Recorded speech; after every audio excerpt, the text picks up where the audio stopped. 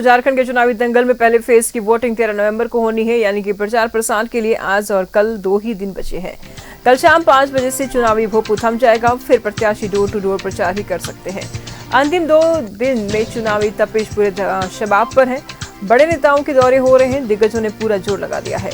पहले चरण की सीटों पर स्वच्छ, निष्पक्ष और शांतिपूर्ण मतदान कराने की चुनाव आयोग की तैयारी अंतिम चरण में है।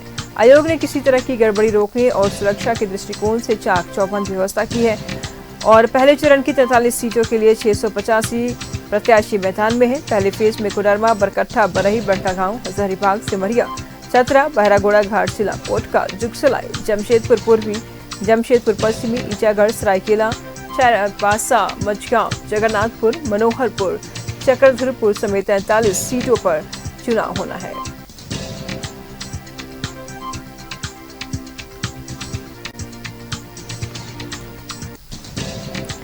43 सीटों में पहले चरण में मतदान होना है, जिनमें 13 सीटों की अगर बात कर लें तो इन 13 सीटों पर सबकी निगाहें हैं, जिसमें हटिया, खूंटी, बड़कागांव, रांची, गढ़वा, भवनाथपुर, लोहरदगा, जमशेदपुर, चाईबासा, सरायकेला, घाटशिला, पोटका, जमशेदपुर पूर्वी शामिल है।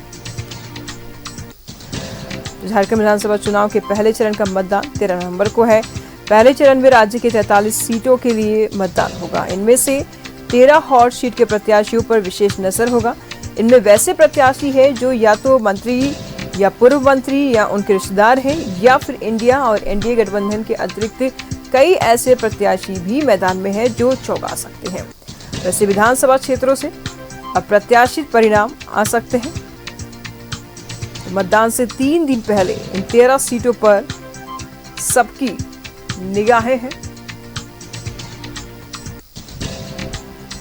जिसमें हटिया, खूंटी, बड़कागांव, रांची शामिल है।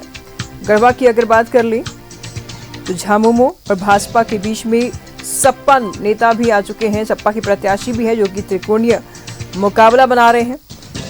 तो गढ़वा सीट पर इस बार 3 दिग्गज प्रत्याशी आमने सामने होंगे।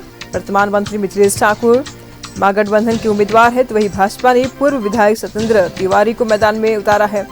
चुनावी मैदान में पूर्व मंत्री गिरिनाथ सिंह भी आ गए हैं। वैसे में ये आसान नहीं होगा। फिलहाल हजारीबाग की अगर बात कर ले तो हजारीबाग में भी कठिन है ये मुकाबला। तमाम जानकारी के लिए राजेश इस वक्त हमारे साथ बने हुए हैं, उनसे जान लेते हैं कि हजारीबाग की पृष्ठभूमि क्या कुछ कहती है। फिलहाल हजारीबाग में चुनाव के मद्देनजर जनता में भी बेहद उत्साह है और साथ ही साथ प्रत्याशियों में भी उत्साह। देखिए, कड़ा मुकाबला है। हजारीबाग के सरजमी को भी आसान नहीं समझना चाहिए।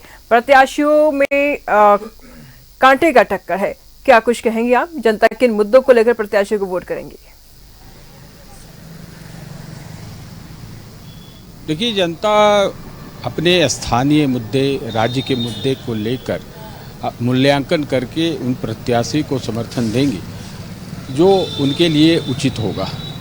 रही बात टक्कर की, हजारीबाग विधानसभा सीट पर मुकाबला रोचक है।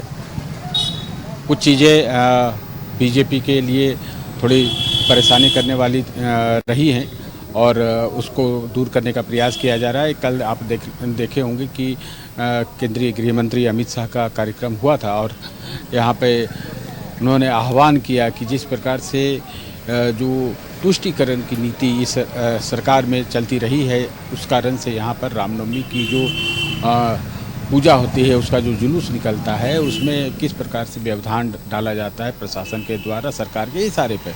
तो उन्होंने आश्वासन दिया है कि रामनवमी पूजा अगर भाजपा की सरकार बनती है तो यहाँ पर बहुत धूमधाम से होगी, जुलूस में वो शामिल होंगे। इस बार अगर सरकार बनी तो आने वाले रामनवमी जुलूस में वो शामिल होंगे।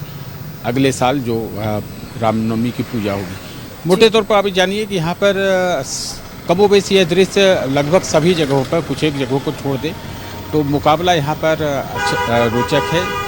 एनडीए बनाम इंडिया ब्लॉक कहिए, यहाँ पर कांग्रेस के प्रत्याशी चुनाव मैदान में है, बीजेपी ने नया प्रत्याशी यहाँ से दिया है और इन सब सामान्य रूप से आप देखेंगे कि प्रत्याशी को लेकर बहुत ज़्यादा यहाँ पर लोग चर्चा कर रहे हैं। दोनों जो पक्ष है, दोनों गठबंधन है, उसके प्रत्याशी की चर्चा हो रही है। कैसा होगा, नहीं होगा, किसे समर्थन देना चाहिए। ऐसे आप जानिए कि ये परंपरागत रूप से बीजेपी की सीट मानी जाती रही है। पिछले कई विधानसभा चुनाव में यहाँ से प्रत्याशी बीजेपी के जीतते रहे हैं और अच्छे मार्जिन से जीतते रहे हैं। अब देखना है कि इस बार जनता किसे पसंद करती है।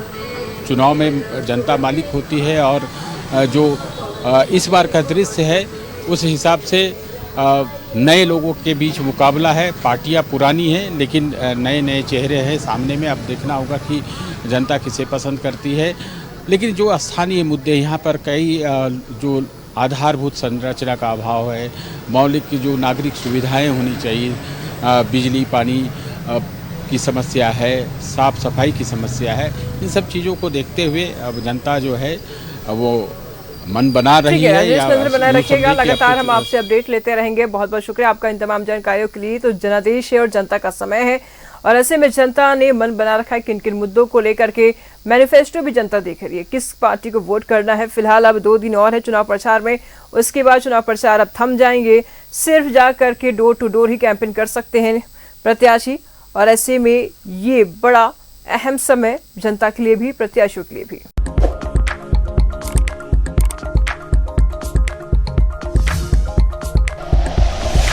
Like and share videos, subscribe करें हमारा चैनल और प्रेस करें बेल आइकॉन। न्यूज़ 11 भारत, सच है तो दिखेगा।